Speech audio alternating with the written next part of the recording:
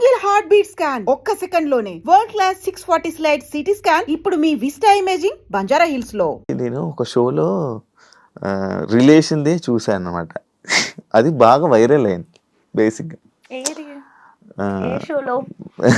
Sai love, అదే ఈ love పెళ్లి అని చెప్పి అప్పుడు అది మా నాతో నేను మూవీ, నేను ఒక మూవీ చేశాను అనమాట, నాతో నేను అని చెప్పి.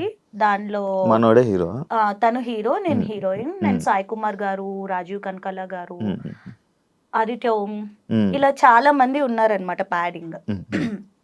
సో ఆ రోజు ఎవరికి కుదరలేదు ఆ షోలో ప్రమోషన్స్ కి రావడానికి. నేను సాయి ఉన్నాం కాబట్టి మా ఇద్దరితో అది స్కిట్ లాగా ప్లాన్ చేశారు. బట్ ప్రోమోలో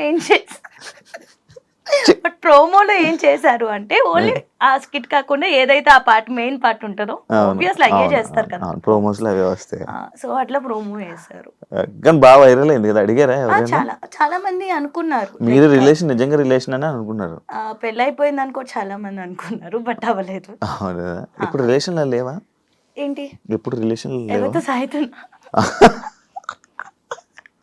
సాయితో కదా, నువ్వు ఎప్పుడు రిలేషన్ లో లేవా అంటున్నాను. ఎప్పుడు లేనా? ఏది రిలేషన్ ఉందా? ఉన్నాను. ఎందుకు బ్రేకప్? మరి అటు సైడ్ నుంచే వద్దనుకుంటే. మరి నీకు నార్మల్ గా లవ్ అంటే నీకు ఒక ఐడియా ఇది ఉంటది కదా, ఇలా ఏం లవ్ చేయాలి, ఏం లవ్ చేయకూడదు అని, అవేమి నీకు తెలీదా?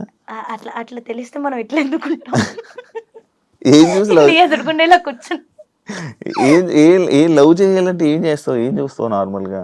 ఏం చూస్తావేంటి? See for me like love అనేది అది చాలా ప్రీషియస్, చాలా వాల్యుబుల్. లవ్ అనేది వేస్ట్ ఇట్లా మాట్లాడను, చాలా వాల్యుబుల్. కాకపోతే అంత ప్రీషియస్ థింగ్, అంత వాల్యుబుల్ థింగ్ డిజర్వ్ లేని వాళ్ళు లైఫ్ లోకి వస్తే అది ఉండదు. ఇప్పుడు అదే జరిగింది అంతే. డిజర్వ్ లేని వాళ్ళు వచ్చారనమాట.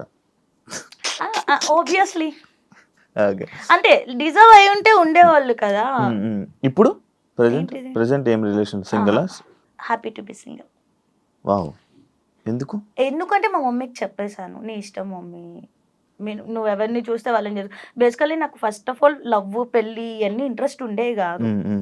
సో ఏదో వచ్చింది అలా, దాన్ని లవ్ అంటారు, లవ్ అంటే ఇలా ఉంటది అని ఏదో అనుకుంటాం మనం ఆ ఏజ్ లో. కానీ మీ ఆంటీకి ఫోటో పంపిస్తున్నా, ఆంటీకి ఒకటి. ఏంటిది? మమ్మీకి లైక్ మా రిలేటివ్స్ లోనే చాలా మంది ఉండే అన్నమాట. సో చాలా మంది అంటే అంతమంది కూడా లేదులే, కొంతమంది. సో వాళ్ళు అడగడము అట్లా ఉండే. కానీ ఏమో మమ్మీ ఇష్టం అని చెప్పాను, బట్ నాట్ నా. ఇప్పుడు కొంచెం ఇల్లు మొత్తం క్లియర్ చేసుకోవాలి మెయిన్.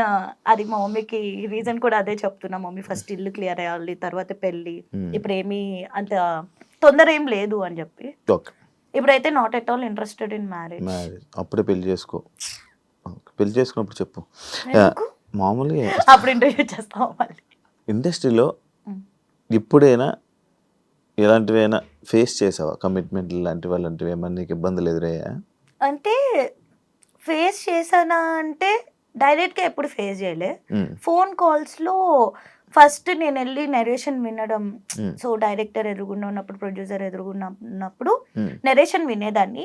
ఇంటికి వచ్చాక కాల్స్ వచ్చాయి అనమాట. అగ్రిమెంట్ కి ముందు కరెక్ట్గా రేపు అగ్రిమెంట్ అన్నప్పుడు ఈ రోజు నైట్ నాకు కాల్ వచ్చేది. సో ఇట్లా నువ్వంటే క్రష్ అంట, ఇంట్రెస్ట్ ఉందంట, లైక్ ప్రొడ్యూసర్ కానీ డైరెక్టర్ కానీ అలా కొన్ని కాల్స్ వచ్చాయి. ఐ వాజ్ లైక్ ఫస్ట్ లో అయితే డైరెక్ట్ గా ఒకసారి అడిగే, ఎవరో డైరెక్ట్ ఇలా కూర్చుని మాట్లాడను. కమిట్మెంట్ అనగానే ఐ వాజ్ లైక్ నేను చాలా కమిట్మెంటల్ ఉంటాను, చాలా హార్డ్ వర్క్ చేస్తాను దానికోసం ఇట్లా చెప్పేసారు. నాకు తెలియదు కమిట్మెంట్ అంటే అది, ఆ వర్డ్స్ అవి మనకు తెలియదు. మనం ఏంటి, మనం కాలేజీలో చదువుకుని వచ్చాం కదా. కమిట్మెంట్ ఇవన్నీ అంటే మనం చాలా కమిట్మెంట్ గా ఉంటాం. హార్డ్ వర్క్ చేస్తారా అని అడుగుతున్నారేమో. ఉంటాము అంటే ఇలా ఉంటది అలా ఉంటది అని తర్వాత చెప్తే ఏం కమిట్మెంట్ గురించి మాట్లాడుతున్నారు అని చెప్పి అడిగాను. లేదు దీన్ని కమిట్మెంట్ అంటారు అంటే అక్కడే ఒక డైరెక్టర్ ని కొట్టి మరి నేను బయటకు వచ్చాను. ఆ డైరెక్టర్ పేరు అడగద్దు, నేను చెప్పను.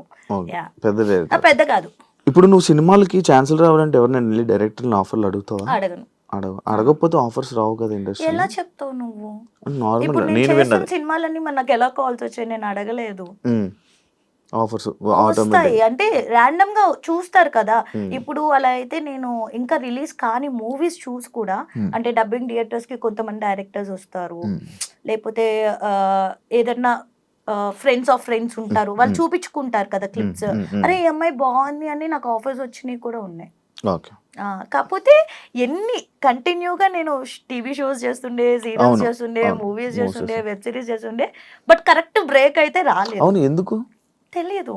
నువ్వు స్టోరీ వినవా నార్మల్ గా? వింటాను.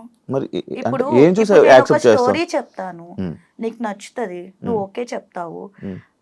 స్టోరీ చెప్పడం బాగా చెప్తారు, బట్ తీసాక ఎలా ఉంటది అక్కడ 24 క్రాఫ్ట్స్ ఉంటాయి.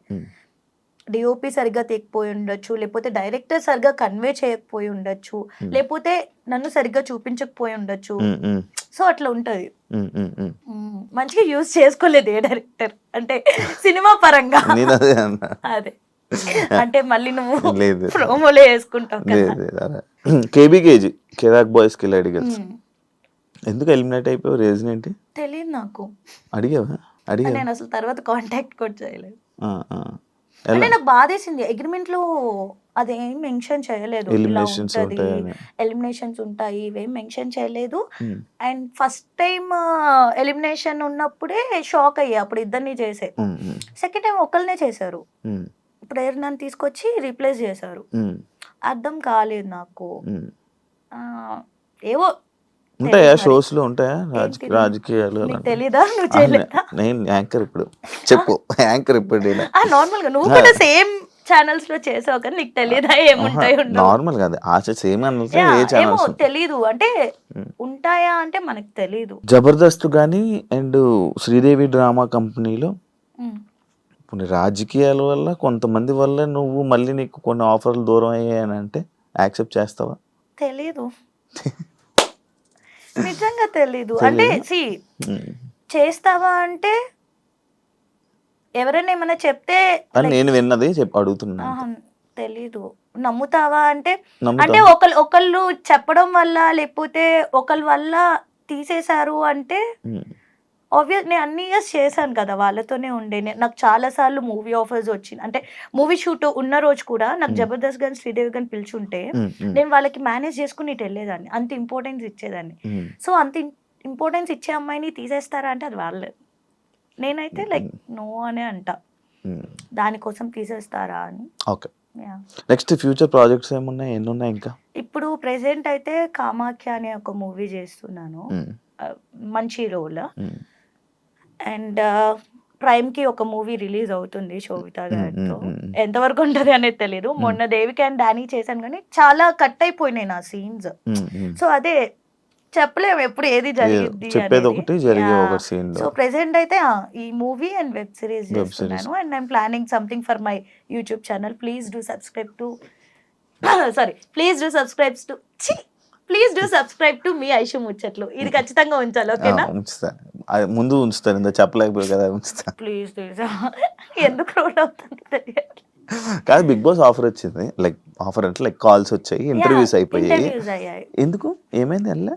ఇంటర్వ్యూకి వెళ్ళా, ఇంట్లోకి పిలవలా, పేరు కూడా వచ్చింది కదా, బాగా వచ్చింది, ఇంటర్వ్యూస్ అయ్యాయి, బట్ ఇంట్లోకి పిలవలేదు. I don't know. ఈ సీజన్ అయింది, ఈ సీజన్ లాస్ట్ సీజన్ ఈ సీజన్ ఇంటర్వ్యూ అవ్వాలి. ఇంట్రెస్టా వెళ్ళడం?